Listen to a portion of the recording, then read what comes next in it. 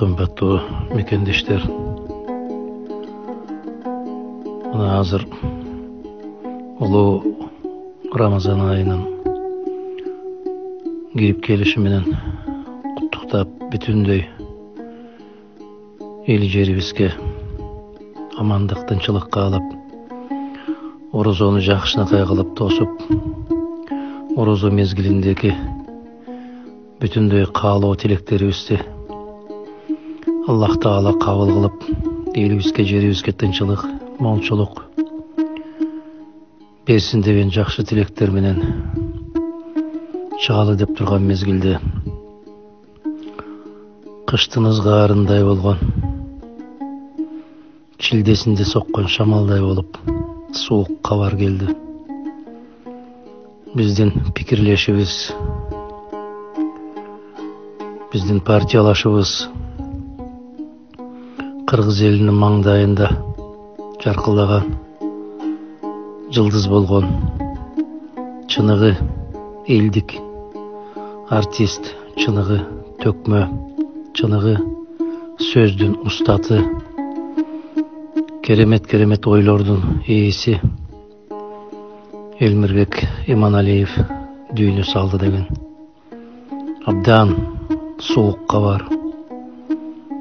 Уккан кулак ишенбеген, акылың жетпеген, мына ушундай бир окуя болду. Адатта эмне айтаарыңды билип турчу жан болсоң да, мындай учурда бүтүндөй ойлоруң чаржайыт болуп, баягы күн тийип туруп эле бурганактап кар жаап кеткендей болуп, ушундай болот экенсиң.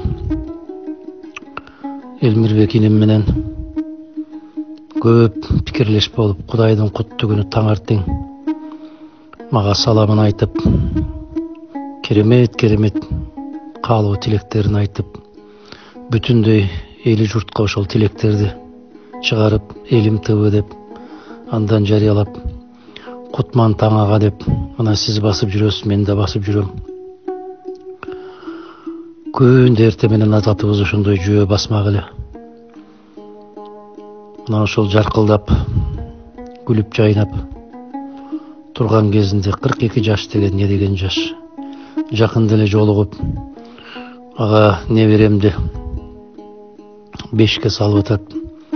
Ошону таятасы катарында өзүңүз катышып берсеңиз деп турганынан ошол жака баратам дегенден экөөбүз үйдүн алдында 2 сааттай чай ичип, сүйлөшүп отуруп, сен сыймыктан Кыргызстандагы эң жаш таята сенсин деп тамашалашып кеттик эле. Ошол мезгилдерде ким ойлоп турушул? Жолугушууларыбыз акыркы жолугушуулар болуп атат деген сыяктуу. Анан мен иштеп аткан кабинетке келип отуруп, көпкө чейин сүйлөштүк. Акын болуп, мен аны Актаңдай деп койчумун. Актаңдай кандайсың деп. Ушундай болуп, көп чогуу жүрдүк. Москвага дагы жетелешип барып, тилекке каршы ысытмасы көтөрүлүп, суук өткөрүп алганбы, сахнага чогуу чыга албай калдым. Аябай өзүмдү ыңгайсыз сезем. Сизге чалган сайын, сизди көргөн сайын аябай ыңгайсыз сезем өзүмдү, агай деп. Мен айттым, ошол эле жерди унуттум мен. Ал оору деген антип айттырып келбейт. Бир сөз менен айтканда, бүгүнкү 21-кылымдагы эң мыкты акын, эң мыкты обончу, эң мыкты аткаруучу, ар бир сөзүн таразага салып таразалап турчу, коомдогу болуп аткан окуялардын баарын жүрөгү аркылуу өткөрчү Кыргыздын мыкты азаматы кетти. Аттең мыкты азаматы кетти. Ошол сөздү кандай ишенбей делдиреп туруп айтам.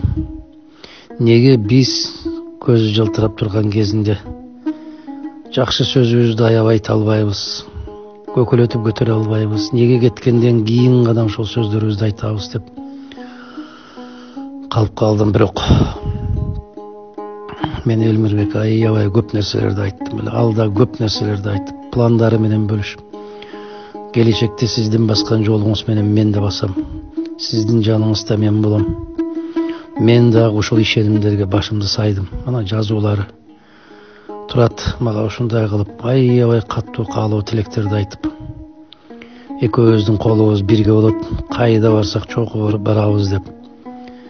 Мына ошол колдон айрылып отурам.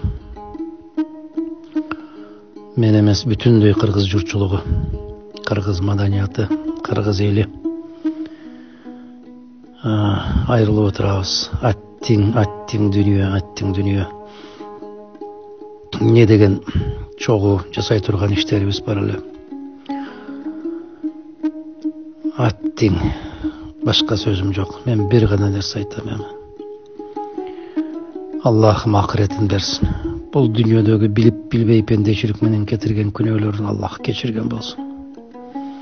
Акыретин абат кылып, өзү сүйгөн пенделеринин катарында болуштуктарын насип эткен болсун.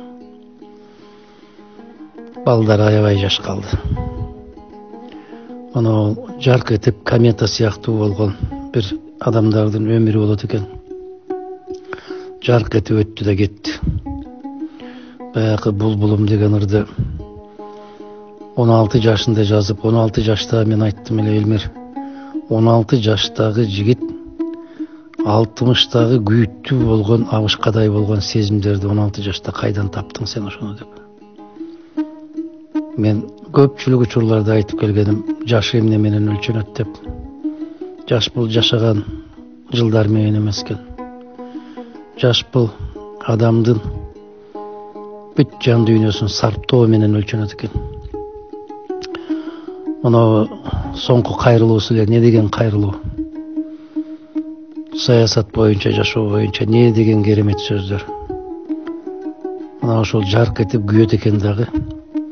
Тилекке каршы кезинде жарыгына барып, топтолуп, күйүп жанып аткан азаматтарыбыздын жанына барып, жылынып, ошолорго жөлөк болуп туруу